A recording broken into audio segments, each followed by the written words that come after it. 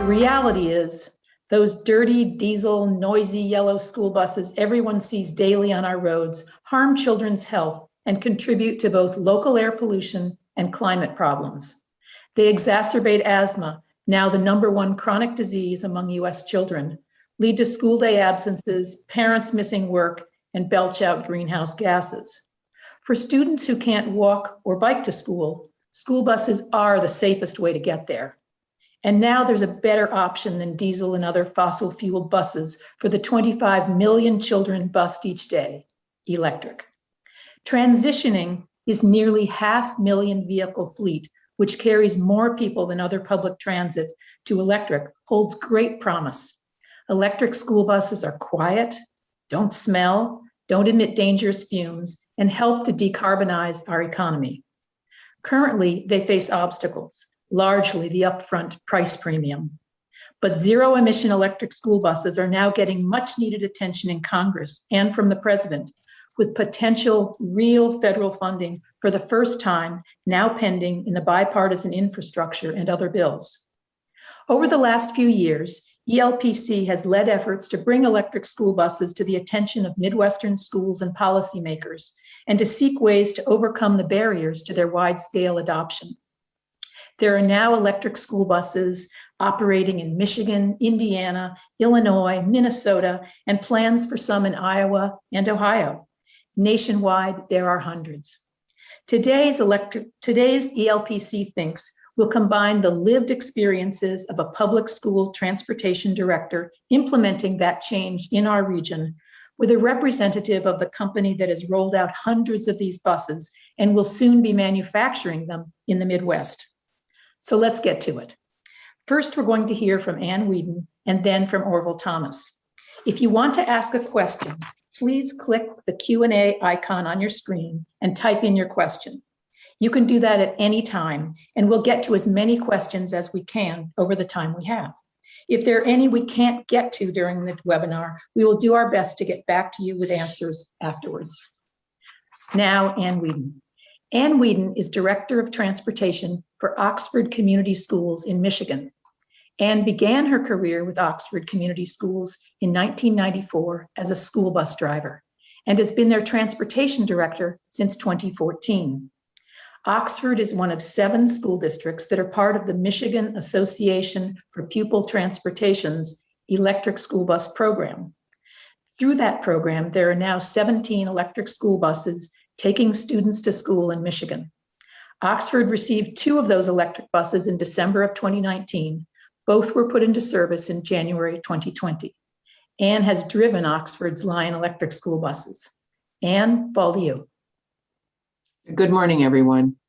I'm excited to be here today. I'm happy to share my experiences with all of you regarding our electric buses, and especially for those of you who are thinking of purchasing school buses for your fleets, whether it's through public schools or private schools, and happy to answer any questions you have. Ann, can you tell us a little bit about why you decided to seek electric school buses for Oxford? At the time, we had a very old fleet. Most of our buses were 2007 or older, so they were the old pre-emission diesels. I was invited by MAPT, and in particular, Howard McDashney approached me about joining the MAPT pilot project, which involved getting electric school buses in Michigan. And I went to my business manager and to our superintendent. They were both on board, readily on board, and excited to become a participant in that program. Through the program, we did a lot of investigative work, looking into different vehicles. Lion Electric was very involved in having buses here in Michigan. They're available for us to be able to drive, or not drive, but to ride and to look at.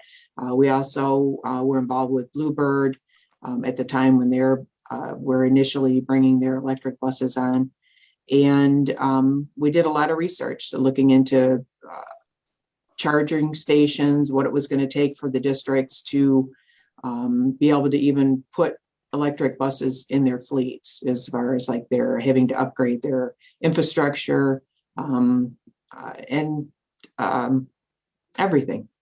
I'm sorry. No, we're glad to hear what it takes in real life to make this happen. Because we know it's not just one of those overnight fall out of bed things. How have the buses performed, Dan, compared to the rest of your fleet? The buses have been very reliable. We've had one bus that we had to replace a battery pack on, but we were still able to use that bus and put it into service while we were waiting on that battery replacement. We did the buses that we ended up ordering through MAPT have 4 battery packs in them, and they will operate fine. They're 125-mile range buses, and they'll operate fine for our circumstances with only 3 batteries. It worked out fine. They've been very reliable. We've had a few minor issues, nothing major. And the drivers that drive those buses love them. They don't want to go back to, they don't want to go back to the old diesels. And a lot of our fleet right now, we're using gasoline buses, and they still prefer to drive their electric buses. They love them. Good to know. And Anne, I'm wondering, so it sounds like the buses can handle the range of your routes in Oxford. How are they handling the winter, which is something we all are concerned about in the upper Midwest? We have no problems with them in the winter. The buses we ordered do have the pro heaters. So they're not electric heat, they are pro heat, diesel pro heat. They don't use a lot of diesel through the winter months, but they heat up fine. We've not had any issues. There was some questions when we first got them, and when we were doing a lot of the investigative work regarding the regenerative braking that is equipped on those buses, and like for winter driving, for skids or anything like that, or losing control. And we've not had any problems with that. We've not, the regen braking, you can turn it off if you want to. Neither one of my drivers have turned it off. They use it continuously, and we get a lot of snow up here. Great. Let's now turn to Orville Thomas. I'm sure there'll be questions for both of you. We want to hear from Orville next. Orville Thomas is Director of Government Relations for Lion Electric. Orville went from being a TV news reporter to a political and public policy strategist, with the last 10 years focused on transportation and equity, an important consideration with school buses. Now Lion Electric's Director of Government Relations, Orville is working on transitioning the country's medium and heavy-duty fleets towards zero-emission vehicles. This means helping provide communities with the funding necessary for all-electric school and transit buses, all-electric delivery and drayage trucks, and all-electric urban utility fleets. Orville, you're up. Hey everyone, it's good to see some familiar faces in the chat. Excited to be with you, Susan and Ann, on this panel, and what a day to do it. We're hearing that there might be an agreement on the budget reconciliation bill, which would allow for the transportation and infrastructure bill to move, which means that, by the end of this week, if the votes go the way that we hope, we might see up to $10 billion in federal funding available for electric school buses. So thank you. I know Susan and your organization have been critical on this help. And everyone who's an advocate, or in Ann's case, is activating and actually utilizing these buses to show the data that it works. Give yourselves a round of applause. As Susan said, I'm a former news reporter, so I love to tell these stories of school districts like Ann's and what they're doing to make sure that kids are riding in very clean and safe school buses. And when we go and do ride and drives or have these opportunities to talk to elected officials and policymakers, it is incredible to see just where they have come in the past couple of years. And for me to be in this position the past couple of months, to really get a sense of how much they want to do to, build on the foundation of federal funding. And so what we're seeing now are states radically moving towards post-VW funding, the Volkswagen settlement, into how they can themselves prop up electric school buses in their own communities. I know that And in Michigan, we're part of a group with Clean Fuels Michigan that's going to ask the state government to dedicate $100 million for electric infrastructure and for medium and heavy duty vehicles. And we probably didn't have that same conversation a couple of months ago, much less a couple of years ago. So it's great to see that the people that are on this call have really done such great work to set up networks and political strategies and to build up the momentum for electric school bus implementation. Thanks, Orville, for those opening remarks. We're really excited, as you can imagine, to hear about the potential federal funding. Of course, we timed this webinar precisely for that reason, right? Wish we could claim that. Can you tell us a little bit about how Lion Electric sees the future of electric vehicle manufacturing in the Midwest? And clearly, all of us in Illinois are excited about the fact of Lion's factory to be building electric school buses and other electric vehicles here. But can you give us a little perspective on that?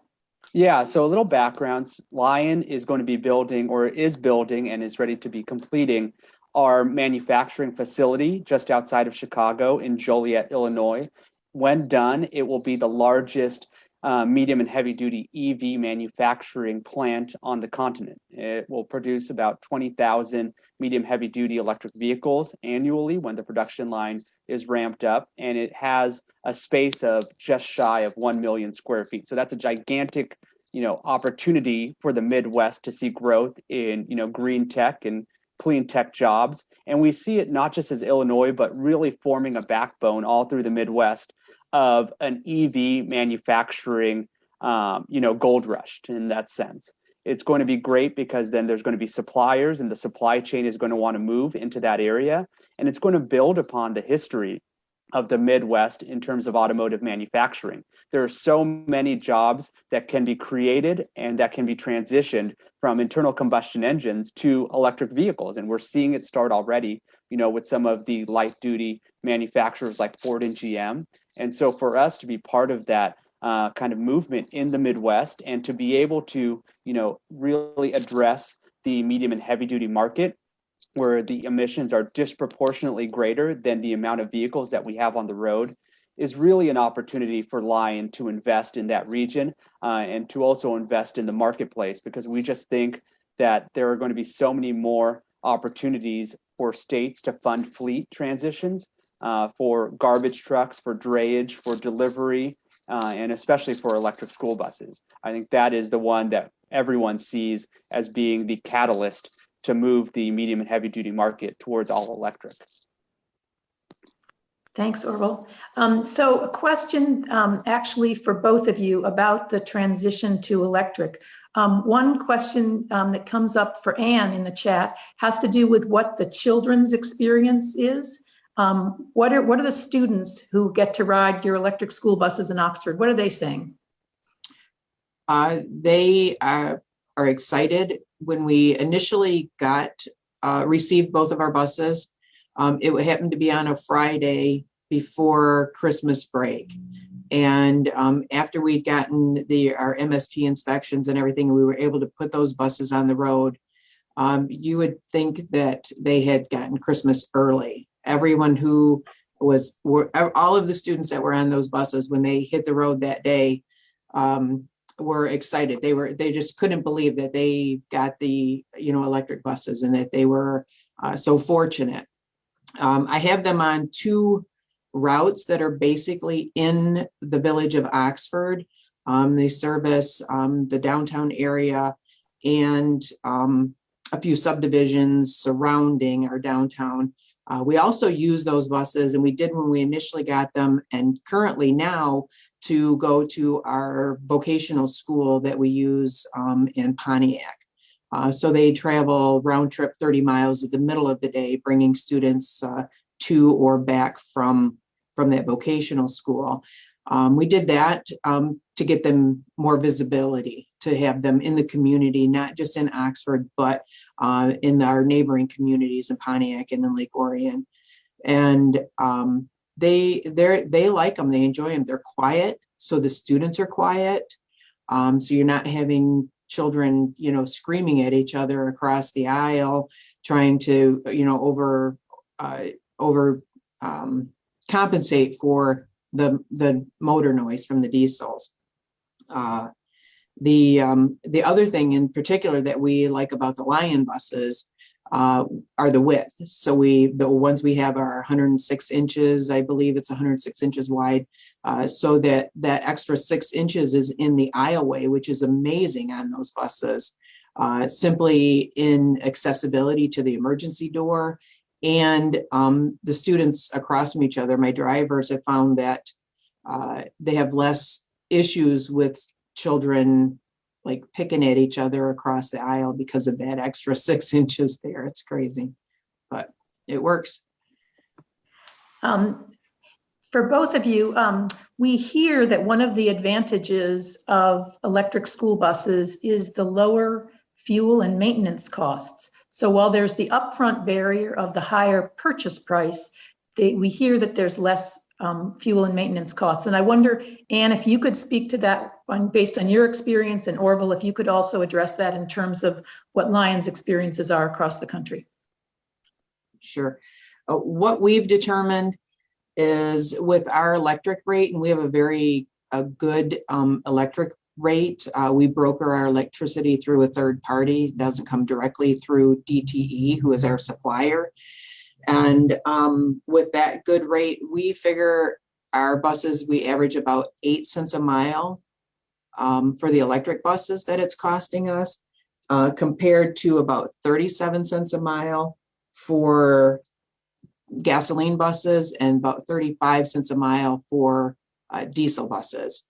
So that 8 cents gives us quite a savings over a period of a month or through a quarter. So in some of our calculations that we've done for the pilot project that we're required to do for Eagle, we figured in savings on average probably around $1,200 a month just from diesel cost. So that's a savings to the district, or excuse me, $1,200 a quarter, not a month. That's helpful. And Orville, how does that figure with what you're seeing with Lion's buses across the North America? Yeah, I think generally what we've seen, and I texted, one of my colleagues about this to make sure I was correct, an 80% savings on fuel and a 60% savings on maintenance. I've been reading some reports, we're starting to see the first generation data studies come out with school districts like Oxford to really show that, yes, when you get past that upfront cost, it does do long-term parity. And in some instances, the electric school bus will be a long-term savings because we're pricing out, 20 years of battery life.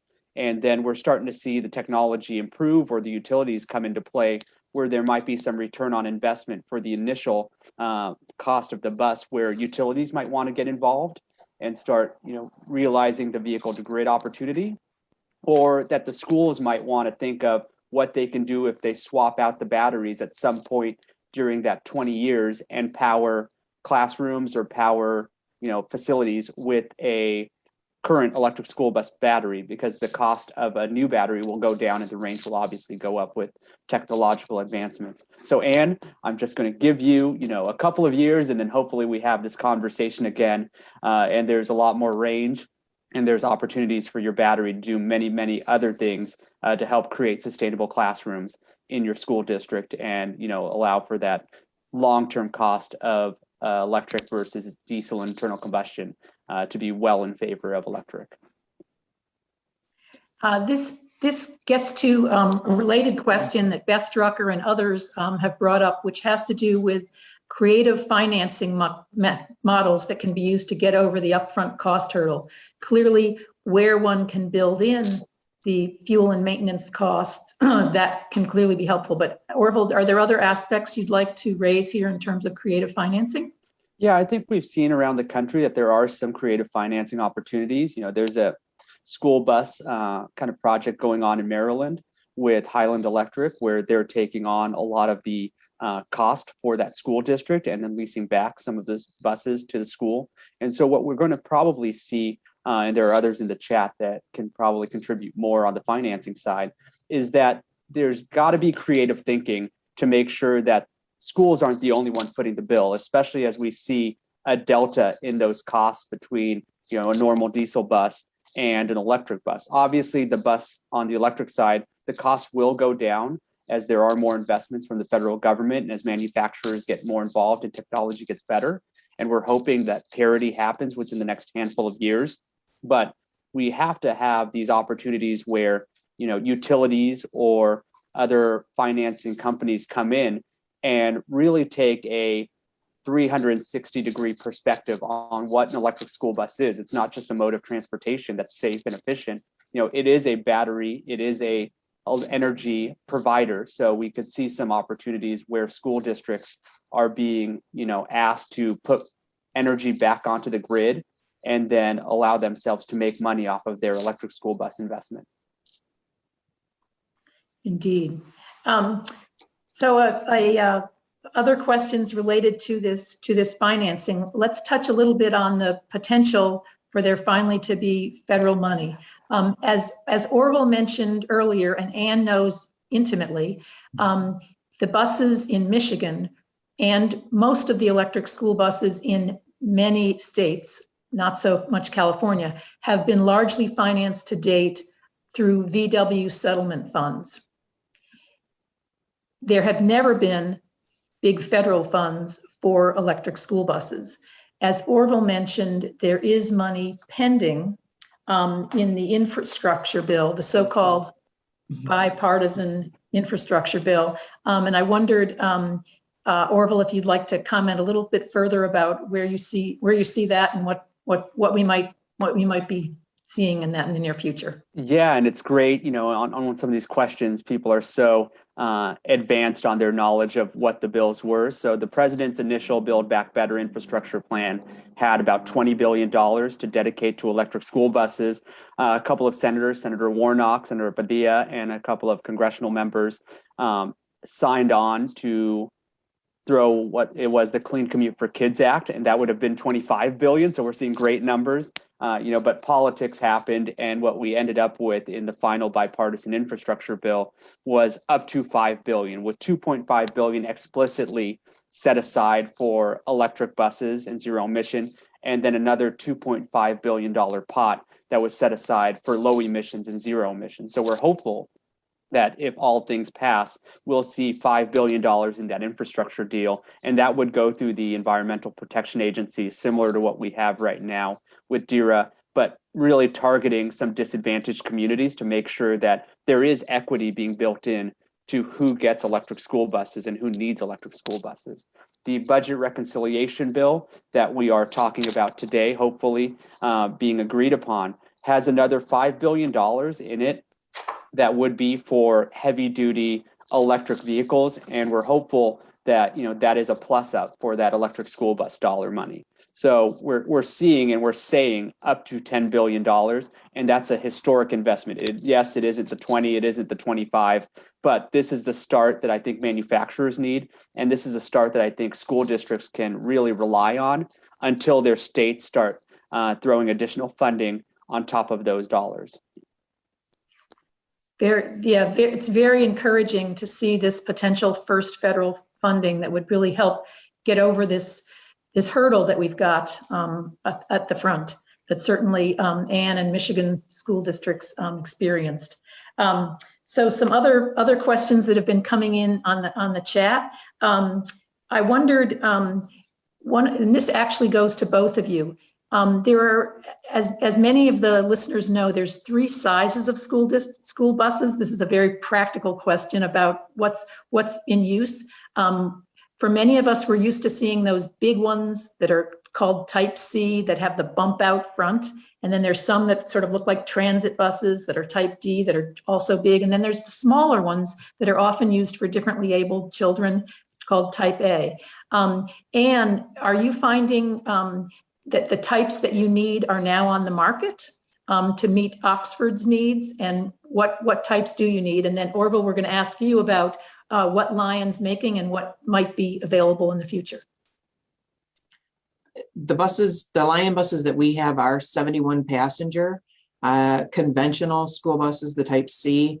We've not used any of the Type D, the transit buses at all. We don't have any in our district here. So the Type C was perfect fit for us. It was exactly what we needed. The size was fine. I'm not sure if Lion is making a larger bus with the 77 passenger Type C at this time. They could be, but they were fine with us. And with the 125-mile range, we've not had any issues. And this fall, one of my drivers even took his bus on a field trip to Metro Park with cross country team, and had still had 20% battery life when he got back. He's not had any issue. Drove it in the morning on his regular run and then took it for the afternoon. Did not have any problems with it. The size is absolutely fine.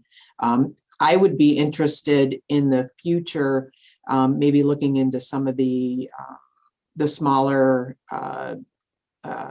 Type A bus. It was I think it was what you said. Yeah. So we do have several minibuses in our fleet that we use strictly for special needs children. And I think it'd be great to have those buses more available for that purpose. So, Ann set me up very perfectly. Yes, we have a Lion C. We also have a Lion D coming out next year, but we're really excited about our Lion A that is going through, inspections right now and should be available towards the start of 2022. And it is a population with special needs, and having an accessible bus that is 100% zero emission and 100% electric is going to be a great game changer and a much needed addition to these communities and these students. They unfortunately are breathing the worst air, still relying on those diesel buses. And it's about time that we really take this investment and throw it, to these communities and special needs students' ways, and making sure that it is an equal issue of equity and making sure that the health access is in that position, especially when it comes to transportation. And touched on something that, really made me chuckle, is that we're seeing these buses, really talk about, hey, do they have enough range for field trips? Do they have enough range for athletic events? And Ann said yes, but also we can't just stop by saying we have that range built in. We have to do better on the infrastructure side to make sure that parks have chargers that are accessible not just to light duty vehicles, but to medium and heavy duty vehicles. When you drive by a museum, you might see them putting in a charger for a light duty Tesla or a light duty car, but shouldn't they have, medium and heavy duty vehicle spaces that are equally accessible to having charging capabilities? And so that's the conversation that I think we need to start having with our, civic leaders, and making sure that they understand, if we want to get kids to these, schools or museums or, performance arts centers, we need to think creatively and let them know that there are electric school buses, so that when you are dropping children off and you have that 2-hour gap, maybe that they're seeing a movie or a performance, or, seeing like an astronomy show, that the bus is able to charge and not try to fit into a small spot, not designed for it. Good point. So looking to the future, some listeners are asking about what you all see in terms of the future of your fleets, and the future of when we might see all electric school buses serving children in the Midwest and across the country. Ann, can you tell us a little bit about what plans you have to expand or the number of electric buses in your fleets? What will allow you to make that transition, and what do you need to be able to make that transition? And then Orville, we're interested in your perspective on when we can expect and hope for the entire U.S. fleet to transition. So for me, part of the requirement using the Volkswagen funds was to replace the old diesel buses, and having to destroy them and put them out of commission. So we recently pretty much converted our entire fleet to newer buses, but I kept one old diesel in the fleet. We can use it as a spare if needed. We're not using it a whole lot right now, but we kept it in case that requirement is still there in the future, or if we're able to use the DERA grant to replace and get another electric bus. We would definitely like to expand on our fleet of electric. When we put our infrastructure in, We made sure that it's in an area where we can expand it, and we've already kind of set it up already so that it's not going to be a huge out-of-pocket cost for us to add another charging station if needed and another bus, hopefully in the near future. I'm probably not for a year or two, but definitely it's there, and it's in our forethought.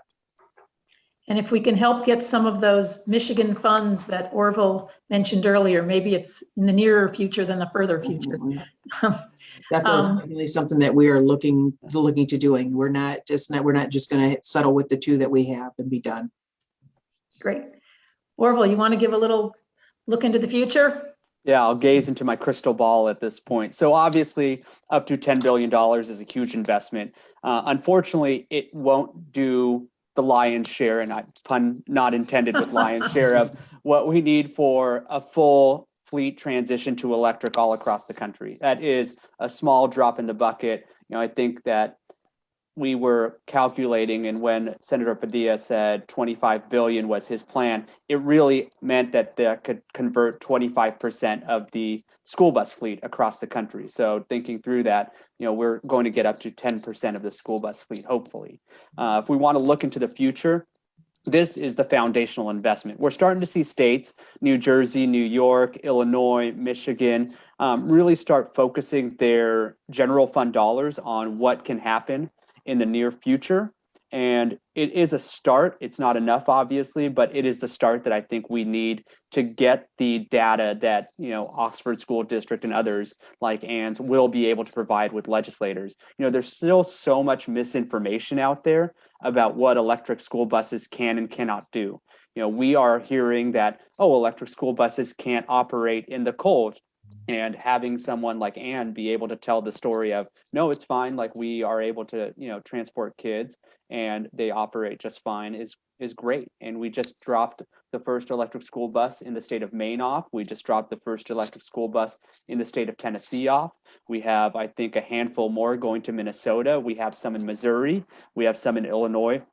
So when we have all this data that we're able to present, it really, takes away that off-ramp that legislators have in terms of not wanting to fund electric. And when we have advocates that are, similar to the ones that are on the chat, that are educated and motivated, and we could activate them as to why this, is a wise investment, and not just for transportation, but for community health and health equity, access, and making sure that we're building the jobs of tomorrow. We have this very robust argument. I think I saw Beth talking about, what the districts that contract with transportation companies are thinking. And I think they're all in. They are doing the math, and for them as large fleet operators, they see the return on the investment. They see the savings that are going to be happening for them on the long run. And they see this as a partnership in terms of establishing, a new manufacturing kind of industry in the country. We were just on a presentation with First Student for the state of New Jersey, and they were talking about how they look at, transitioning a huge portion of their fleet to all electric. We are just partnered with transportation companies in Canada to make sure that, most of their fleet is going to be all electric very soon. I think there is a will from everybody that has an opportunity to get behind the bus. And, similar to what Ann was saying, when you experience it, you kind of see why it is the next step in school transportation. Where we don't have the way as clearly defined yet is in the funding. And we'll do on our manufacturing side our best to bring down the cost and to reduce that differential. But we're going to need, those that are elected to really buy in and to provide the long-term funding and financing options so that school districts can do what's right and get these buses into communities and get kids on clean school buses. Can I add something? The more districts that we can get involved and getting electric school buses in their fleets, just will diminish the issues, the range issues that we talked about before. So not only with parks, but if other school districts have electric chargers and we're going from district to district to district, then it just make it so much easier to, for everybody involved to be able to recharge if necessary. So that would be amazing. That brings up another good point, Anne, about the additional benefits beyond the immediate health benefits of electric school buses, and that's the educational opportunities that they provide. We've all heard about and are excited about the growth in STEM education in this country. And I know that one of the things that's been thought about in Michigan is how the school buses, as part of MATT's program, are also serving an educational purpose. Could you speak a little bit to that? We had a couple of our elementary schools with their green teams. When we first received our buses, we were able to take their students on a small ride on the electric bus and discuss about electric vehicles with their green teams and what they're doing at the elementary level. I know that our curriculum director here at Oxford Schools is directly involved with the other directors here in Michigan as well regarding the STEM projects and getting those projects and getting these electric buses involved. I know Mr. Weaver is very involved in that. I'm not sure, I'm not like in on that real tight, but I know he's directly involved with the power companies and the other districts that are involved. And education happens at all ages.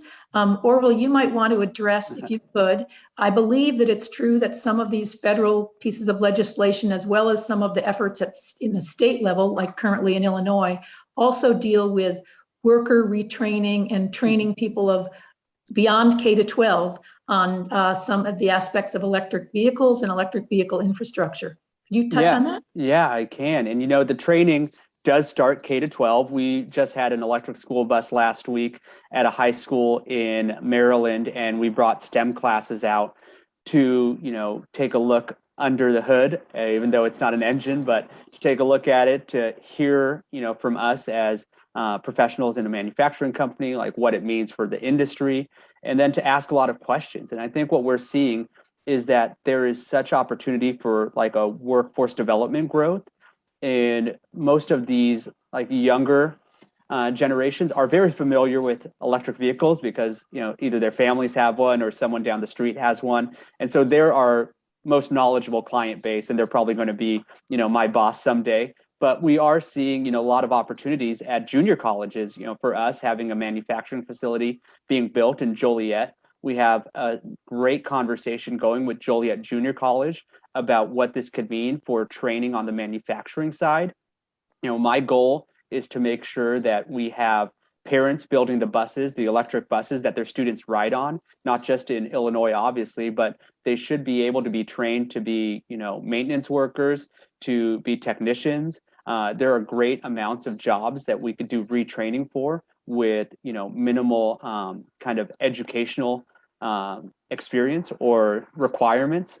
And it is really a very much wide open field. And all that really needs to happen for those that are interested is they need to have a desire, and they need to be ready to, learn something new every day, is what I kind of say, because there's always going to be something with electric vehicles and the technology that's available, and that's going to be coming down the pipeline that is really going to be a first generation knowledge base.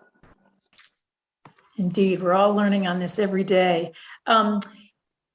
One of the things that I think it would be great for our listeners to hear is that there's already support among some of the legislators here in the Midwest for the kinds of efforts that Anne is doing in Michigan and Orville is working on across the country, as are we here at ELPC, which is support for funding to make this transition. As Orville mentioned earlier, there's the key pending infrastructure bill right now, and that's the one that we're hopeful for will happen very soon, if this week or soon, or very soon. But there are also efforts at the state level. And so I'd like to encourage all who are on this call to reach out to your legislators at the state level and Congress, as well as letting your local school districts know about these potential federal funds and state funds that are still available through VW, and urge your school officials to take advantage, to learn about this opportunity, to help make this transition happen. We have time for maybe one or two more questions for our panelists, which we really appreciate your time. So I wondered, Orville, could you speak to what you think listeners could do? And actually, I'll address this question to both of you. What do you think listeners could do to help get more electric school buses serving the children where they live? Yeah, I think, the best politics is the one that's right outside your door. And so if you don't know who your elected representatives are at the city, like council level or at the county level or at the state level, please get to know them and write to them and make sure that they know as a constituent that you are interested in electric school buses and you want, your local school district to have the funds available. A lot of it is, unfortunately, most politicians still don't know that there are electric school buses available and that they are in their backyard. You'll be surprised at how many elected officials I tell at the congressional level and at the state level that, hey, did you know that so-and-so school district is operating an electric school bus and can go up to 125 miles, 155 miles, and takes kids to school safely every day for the last X amount of years, and their minds are blown away. They had no idea that this technology was available and available right now and has been in their communities. So, if you know about a school bus in your district, please help educate those that are in positions of power to provide more funding.